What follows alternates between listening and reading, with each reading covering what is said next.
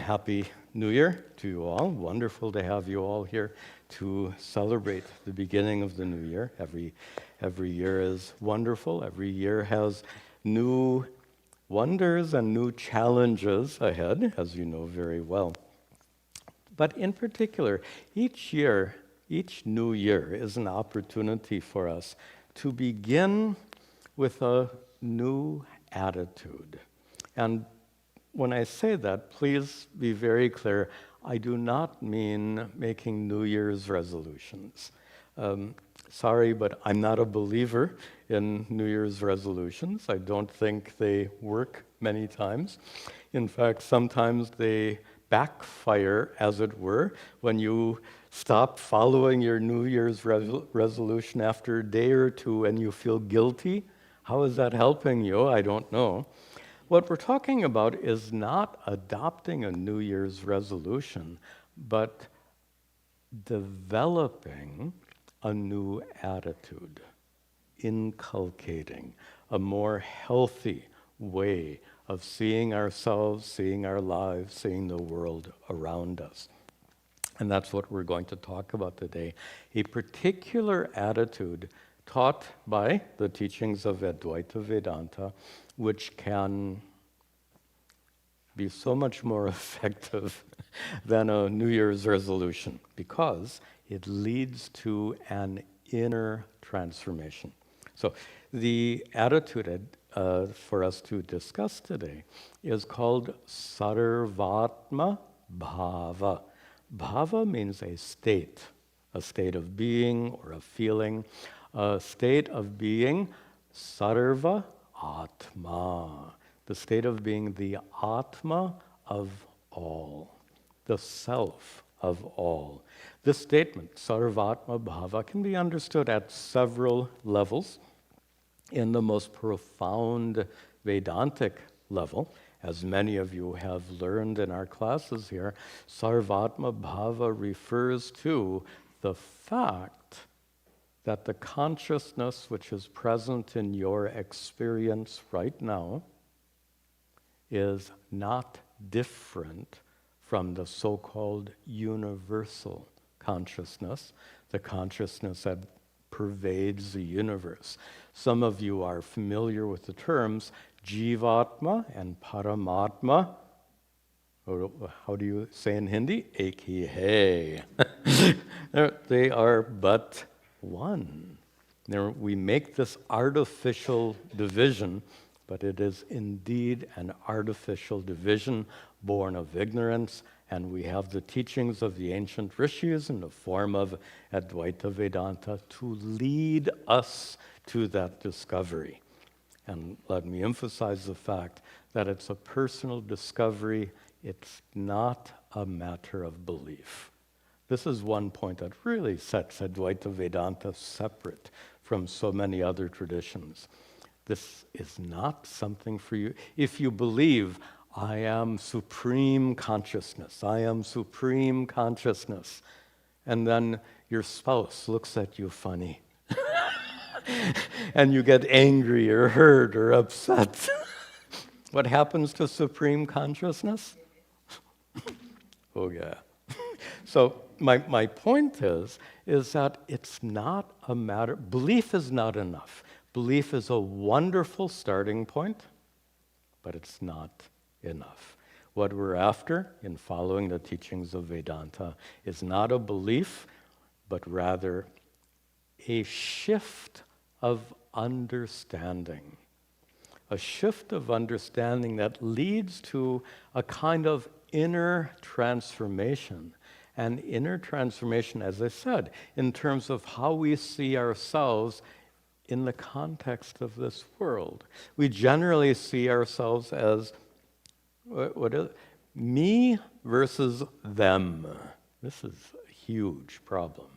Me versus. Versus means there's some conflict, some contrast, some separation. Me versus them. I think I'm jumping ahead here. I am. Okay. And we're going to pick that up in just a moment. So I said at a profound Vedantic level, sarvatma bhava means this recognition of the oneness of the consciousness, which is your essential nature, Atma. At a more general level, at a common understanding in the Hindu tradition, is that the inner divinity that dwells within us all is the same. It's the same God that dwells in us all, the same Krishna, the same Vishnu, the same Devi, whatever aspect of Ishvara you want to consider. It is the same divinity that dwells within us all. None of you would ever believe for a moment that Lord Shiva dwells inside the Shaiva and not anything else. Vishnu was kicked out. So, on the other hand, in the Vaishnava, Lord Vishnu or Krishna dwells there, having kicked out Lord Shiva. None of you would come to that conclusion. My point being, it is one and the same divinity that dwells within us all. That is an expression of sarvatma bhava. This is our topic for today. I'm going to pause it right there because he went over a lot of different concepts and a lot of information. Now, in the beginning, he was saying the new year can spark a new attitude, which I absolutely agree with. And then he said he doesn't believe in New Year's resolution. Once he said that, I was like, you got my attention completely, because I don't believe in New Year's resolutions either. Because what I believe is that every instant in time, you become a new person. So you're constantly choosing who and what you want to be and believe in. So every instant in time, you can change. Now, as you said, with the new year, you should have a new attitude towards life. You should have a new zest for life, and you should be more complete in which your belief system lies, and you should be more complete in which what you're going to accomplish in that year. It's always good to set goals for yourself, but if you're living in a world where you think, hey, guess what? I need a resolution. This year is going to be different. This year is going to be, I'm going to do this to this year, and then you don't accomplish it. That's whenever you set yourself up for failure. And then that failure starts to linger in your life, and you start to feel guilt. You start to feel fear. You start to feel negative vibrations. Now, if you want to practice it that way and it truly does help you, then yeah, it can help you. But that's just my standpoint on that. Yeah. And I mean, the track record proves itself when it comes to New Year's resolutions. It's something crazy, like 94% of them or something astronomical don't end up following suit. So I am the same. I don't call them resolutions. I don't set resolutions. I set some goals. I set some overall words for the year, but I'm that kind of person. I make new goals every month, and it's just kind of something for me to focus on and work towards. And sometimes they might not be accomplished, and I'll just set it for the next month. And it's not, it's make or break, do it or not. And a lot of times I think resolutions tend to be really big, and when they're just a little too big, and like he said, and then you end up feeling guilty for not doing them, and then feel even worse about yourself when it's supposed to feel better about yourself. So it's a whole thing. Yeah, absolutely. And then he started going in and talking about what the purpose of Vedanta is and what the purpose of believing in this is he started talking about the state of being and the self of all. And everything that he says, I absolutely agree with it, because that's why I did a guided meditation, meaning I am all that I am. Because once you have the self of all, as he said, I am all that I am, it's saying the same thing in different ways. Because once you believe and once you know that you are all that you are, that encompasses the power of God. That encompasses all positivity, because you are all that you are. I am all that I am. And those words ring true no matter what religion or what sect of Hinduism you practice, because those are powerful words that you can say to yourself, and you can feel the power whenever you say, I am all that I am. But going into another thing he said is belief is not enough. The shift of understanding is what you want that leads to inner understandings. Now, this is perfectly displayed and perfectly vocalized by him, because this is exactly what I like to teach and what I like to talk about whenever I'm talking to people. I don't want you to just have a belief. I want you to understand the mechanisms of reality and how reality truly works.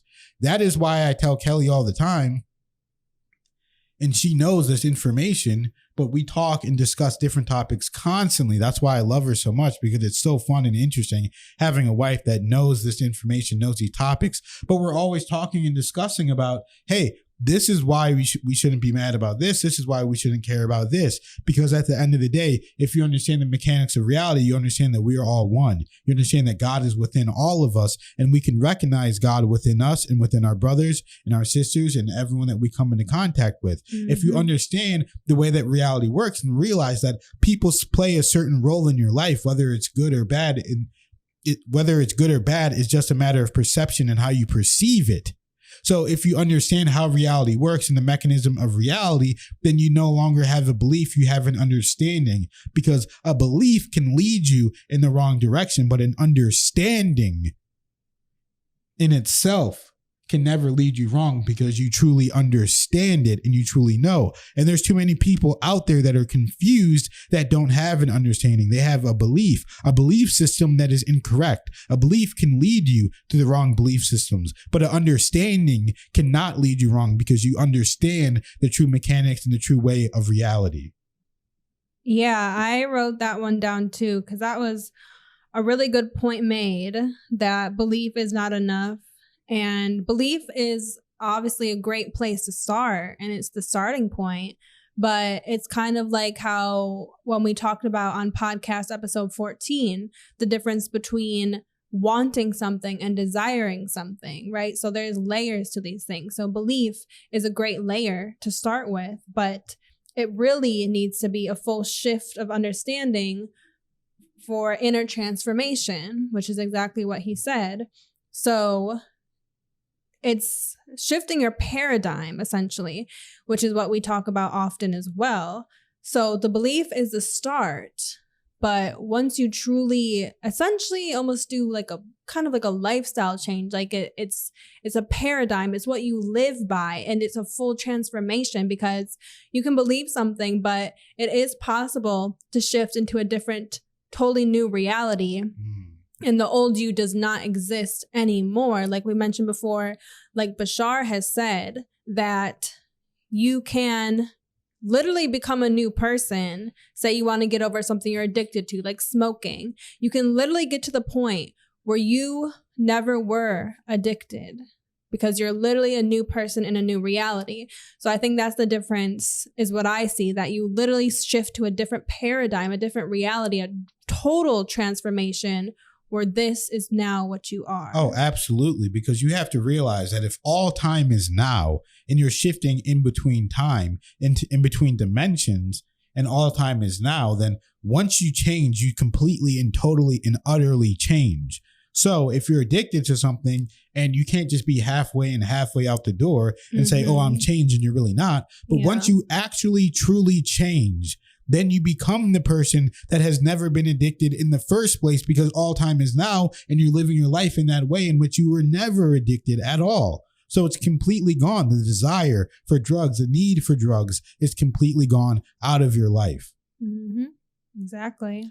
And then whatever he was talking about is me versus them is what you usually see yourself as. Yes. There's too many people that see themselves as it's me versus them. You don't understand, and you don't have an understanding of reality if you're seeing it as me versus them, because like I said earlier, you don't understand the concepts and the mechanisms of reality. If you understand that we are all one, and you understand that love is the most important thing, and you should only love yourself and your brothers and everyone in your life, then you can't have a mentality that is me versus them. That is just doesn't make sense at all. So if you don't have the understanding, and you're going to be maybe a little more immature in your life, then yes, you don't have that understanding of, oh, guess what? We're all one, and I should spread love, and people play a role in my life, and I need to listen to certain people and do certain things and give up certain things. And your ego can get in the way of that, and what you think is me versus them. Everything is against you. Everything is attack. Your ego sees everything as an attack. You're worshiping false idols that aren't the truth, that aren't God. Then you start perceiving everything as an attack. And you start perceiving everything as negativity. Exactly. That's exactly what A Course in Miracles talks about. That to have the perception of me versus them, this is the perception of the ego. And, you know, we see the ego as this thing where it's like, oh, I'm just kind of cocky or conceited, but it's not. It's pretty much just the opposite of seeing yourself as one and as with God and the God way of thinking. The opposite is the ego because it wants to be its own self. So naturally, you view everything and perceive everything as an attack on you. And of course, that just makes you see things through the lens of it's me versus them. And it's really not a good way to think. And it's just funny because the more you really, truly start seeing things as we are all one, just the idea of that just seems so silly. Like, how could I ever see it as you versus me? Like, we are truly all one. And it's funny with enlightenment because that's like a general statement and it's like, you know it, but you know, you'll go through deeper layers of insight and understanding. And it's funny because just a couple of days ago, like, of course, we've talked about this for so long now, and I've known it for so long now that we are all one. Like, yes, of course. But the other day, it's like I had almost this deeper level of enlightenment that I went down into. And I was literally thinking how we are all one. But it was on such a deeper level. And I was understanding and feeling it even more. And a lot of times that happens on the enlightenment journey where you have an understanding in something on this layer, and then all of a sudden you just get a deeper layer and you get a deeper layer and you understand it even more. And it's the same thing. It's the same statement, but you just have an even deeper understanding. And it was really beautiful feeling.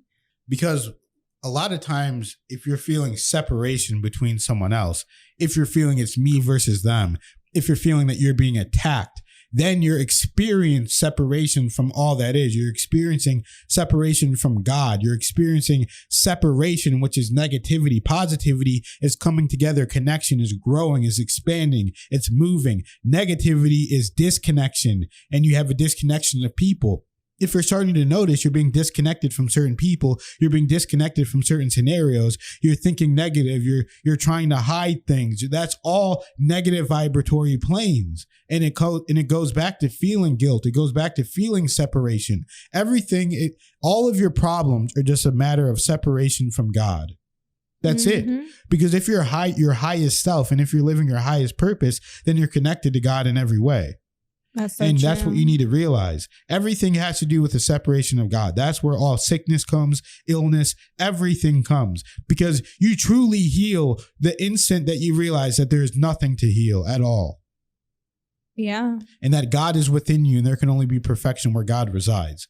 That is whenever you heal instantaneously, is once you have that understanding, not belief, understanding, and you know it to be a fact. Very true. Very good. So thank you guys for watching the video. I hope you enjoyed it, and we'll see you in the next one. Thank you.